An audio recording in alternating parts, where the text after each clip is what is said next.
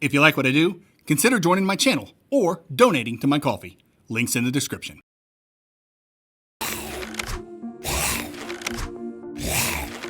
Oh, you almost had it. You gotta be quicker than that. I warned him.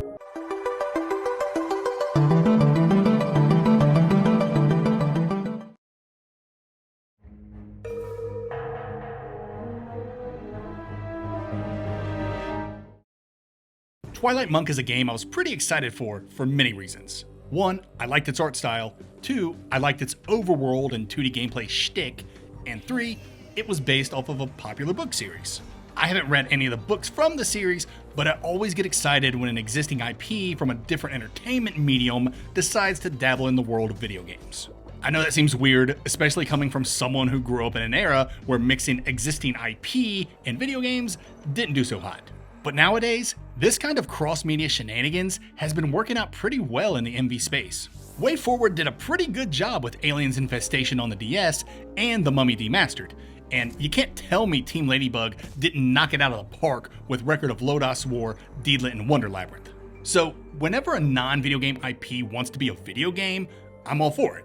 But it would be nice to know at least what Twilight Monk's about. You play as Raziel, a Moonkin monk chosen by the ancients to carry a pillar or something. Like I said, I haven't read the books, and the game doesn't front-load information, which is a good move. But what I do know is that a pretty significant bad guy named Nox has escaped his prison, and with his return, he brings havoc, mayhem, and some kind of world-ending plot. Now, it's up to Raz and his friends to stop Nox before he brings catastrophe upon Speria. All that with a promise of Kung Fu? How could it not be a good Metroidvania? Combat. Twilight Monk adheres to the KISS method. K-I-S-S. Keep it simple, stupid. And there ain't nothing wrong with that. Raz starts with one attack, and that's chucking his huge pillar at stuff directly in front of him. Luckily, the pillar's on a chain, so Raz doesn't have to retrieve it. But even if it wasn't on a chain, Raz can summon it back with the press of a button. Why would you want to summon back your pillar? Because you can set it down on the ground and leave it if you want. There are actually a few applications for dropping your pillar. Raz can use it as a stepping stool to jump higher, he can lay it on pressure-sensitive buttons to open doors, he can summon it back to do damage to enemies on its return, and he can use it as a barrier to stop enemies charging at him. For something so simple, it's pretty versatile and fun. Raz also gets secondary attacks with his Ember weapons. These weapons can be changed on the fly and require Ember to use, this game's version of mana. There's a ton of different weapons to collect, like a dagger that flies forward, an axe that arcs up to hit flying enemies, and my personal favorite, the glaive that arcs up to hit flying enemies and hits enemies again on the return trip. And for real pro gamers, you can extend the glaive's destructive longevity by jumping over it when it tries to return, creating a damaging satellite that lasts as long as you keep jumping over it. Just like in Ninja Gaiden. I love stuff like this. Twilight Monk's bosses are okay, they look cool and have cool attacks. The issue is that they have very little HP and my pillar crushed them long before they could do any real damage against me. And if they did happen to get a few good licks in, I always made sure I had a potion with me. These bad boys proc when you die, so that's pretty handy. But yeah, bosses were kinda weak, which I'm okay with because I'm pretty sure this game is intended for younger audiences, given the IP's demographic. Regardless, as a middle-aged Metroidvania freak, I still had fun with Twilight Monk's bosses and combat overall. And that's it for combat. Twilight Monk keeps things clean, creative, and just crunchy enough to stay satisfying. It's not trying to reinvent the wheel, it's just rolling it downhill and letting you ride it like a monk on a mission. Simple? Absolutely. But simple can still slap. Abilities. Platforming. Not a whole lot to report on the abilities front. Raz pretty much gets all the MV staples. Double jump, slide, air dash, swimming. He even gets a couple of environmental gimmicks like hanging to special handles on walls and using his pillar to swing on special hooks, which is a lot of fun. Raz can also blow walls up with bombs. But the really cool ability he gets is this cannonball move that's pretty much Samus's Shine Spark. It's a helpful, if a bit unwieldy, dash. It can hurt enemies and it can take down special walls. Overall, a decent assortment of abilities that stick to doing their utility overcoming duties. Though, there are some fun and challenging platforming sections that revolve around the swinging mechanic. Speaking of platforming, this game sure does have some, and it's pretty good. Disappearing blocks, slippery ice, moving platforms, spikes, and other hazards. All the stuff you'd expect and want in a platformer. And all this while fighting and avoiding enemies.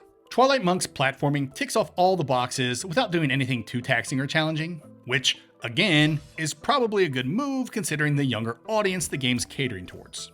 Considering the fact that Twilight Monk is very dungeon-oriented when it comes to its biomes or stages, you can imagine that there are some puzzles sprinkled about here and there. These puzzles run the gamut of finding levers to open gates and shortcuts, using your pillar as a weight on pressure-sensitive buttons to open doors, and even more involved puzzles like the puzzle where you need to align a larger disc by finding and pulling levers. There's nothing too brain-busting here, but it's cool enough to mix things up. That'll do it for this section. Twilight Monk's platforming and abilities won't melt your brain or break your thumbs, but they do their job with charm and consistency. It's a greatest hits album of Metroidvania movement. Nothing revolutionary, but plenty enjoyable. With a few clever twists like the pillar swings and the shine spark light dash, it keeps things breezy, bouncy, and just tricky enough to stay interesting. Progression. Twilight Monk keeps its progression pretty old school with a sprinkle of modern convenience. You've got your basic RPG leveling system, beat up baddies, earn XP, and level up. But don't get too excited, leveling up only increases Raz's attack power. No fancy skill trees, no agonizing over where to put points, just pure, raw damage output. If you want to increase Raz's HP or Ember, you're going to need to find these increases out in the wild. And while XP mostly comes from defeating enemies, you'll also find it tucked away in treasure chests inside little labeled bags that literally say XP on them. What's in the bag? Glitter? Souls? Crushed up dreams? The game never tells us, and now I lay awake at night wondering.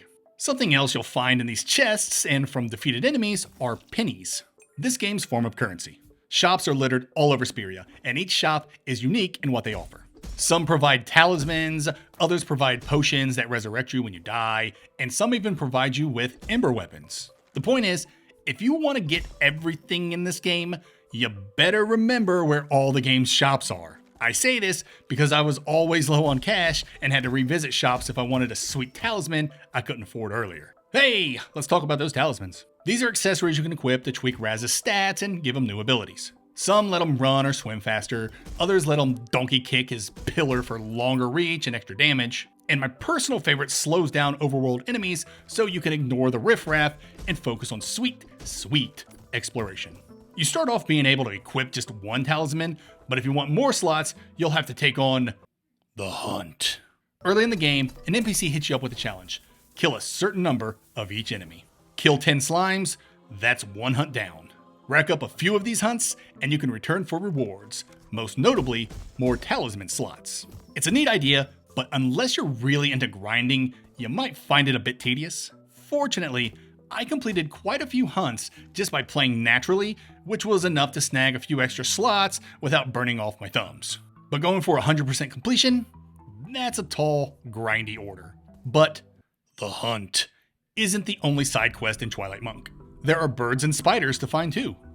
No, I will not elaborate. And that's it for progression. Twilight Monk's progression sticks to a simple formula with just enough flair to keep things interesting. It rewards the curious and the persistent without overwhelming you with menus and min-maxing. And while the grind might not be for everyone, there's enough flexibility to tailor Raz to your liking, even if you never figure out what's inside those mysterious XP bags.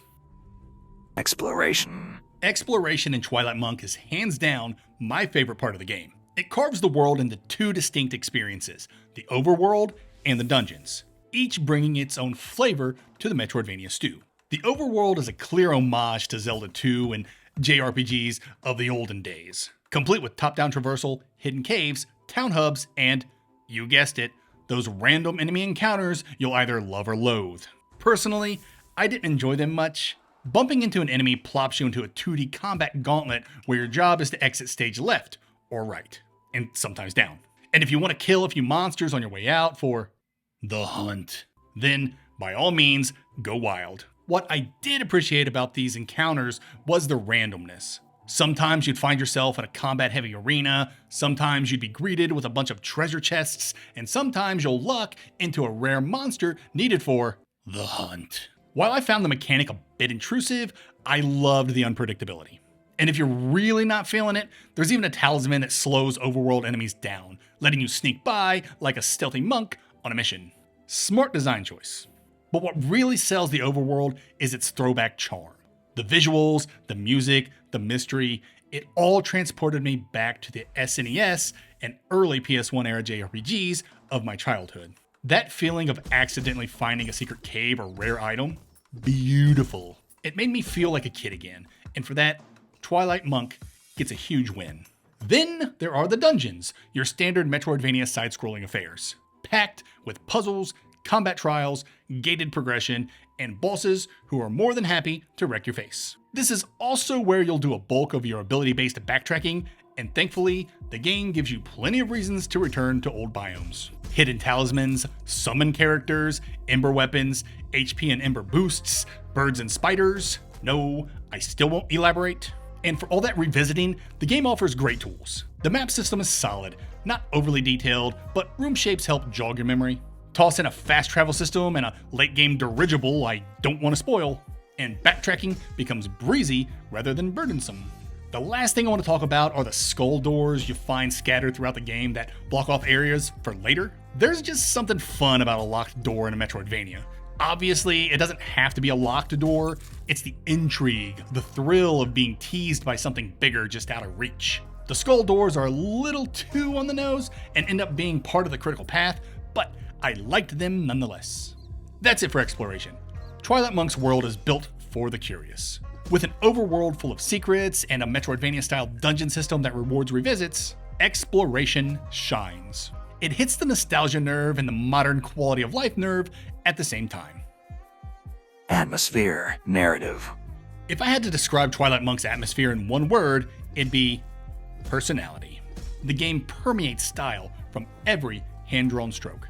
From its fun character designs and clean comic book art direction to the tongue-in-cheek dialogue, Twilight Monk isn't just trying to tell a story, it's trying to get a few laughs out of you along the way. Sticking with the game's atmosphere, the music is stellar. There's a meditative, almost spiritual vibe to many of the tracks that perfectly complements the monk-themed setting. But the game knows when to drop the serenity and bring in tension, especially in the dungeons. The environments range from peaceful villages to not-so-peaceful villages to shadowy ruins to a mystical stronghold floating in the clouds.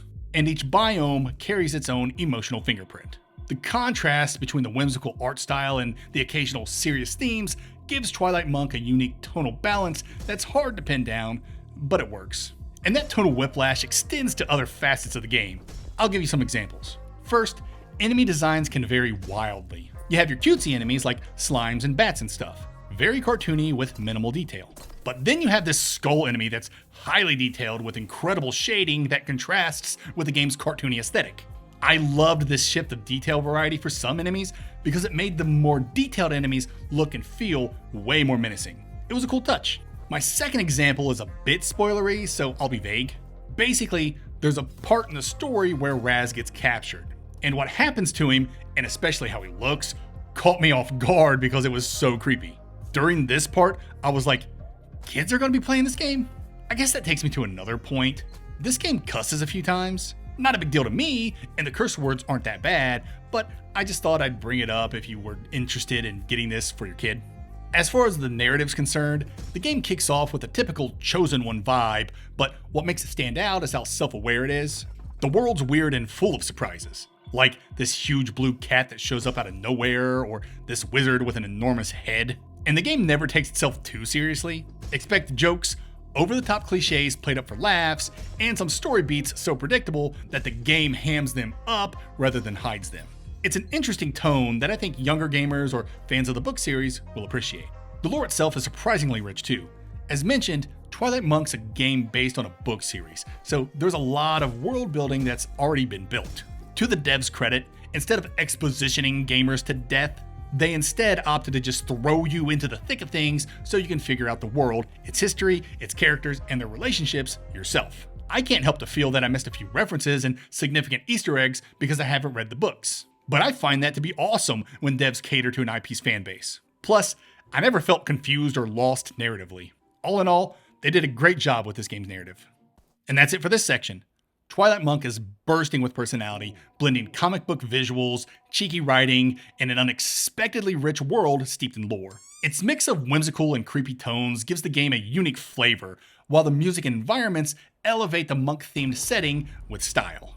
With a narrative that embraces cliches in fun, self-aware ways, and presumed subtle nods for fans of the original books, the story feels both accessible and rewarding. It's playful, weird, and occasionally unsettling.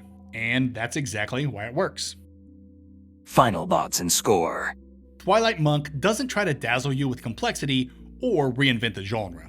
Instead, it nails the fundamentals with style and creativity, delivering a lean, mean, pillar-chucking machine of a Metroidvania. It's clearly crafted with a younger audience in mind, but that doesn't stop it from being a good time for old-school fans who just want a back-to-basics adventure that tickles their JRPG nostalgia with its overworld.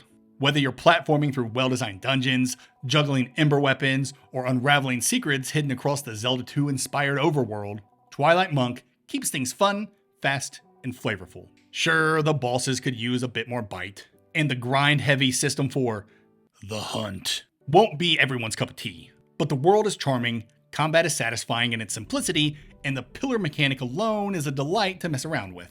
It's not a heavyweight contender in the genre, but it punches well above its weight class thanks to smart design and a ton of personality. I award Twilight Monk an 8 out of 10. Twilight Monk is available on PC and Nintendo Switch. I played Twilight Monk exclusively on the Steam Deck with 0 issues, and thus give it a Steam Deck rating of verified. Pair placement. Twilight Monk is a good game. As a Metroidvania, it's also pretty good. It didn't light my MV soul on fire or captivate me with intrigue like some of the greats in the genre, but it confidently ticks off the boxes that make a Metroidvania fun. Good combat, rewarding and fun exploration, stylish presentation, and a true blue leveling system that I wish would have been a little bit more robust. Twilight Monk Kung Fu fights its way into the C tier.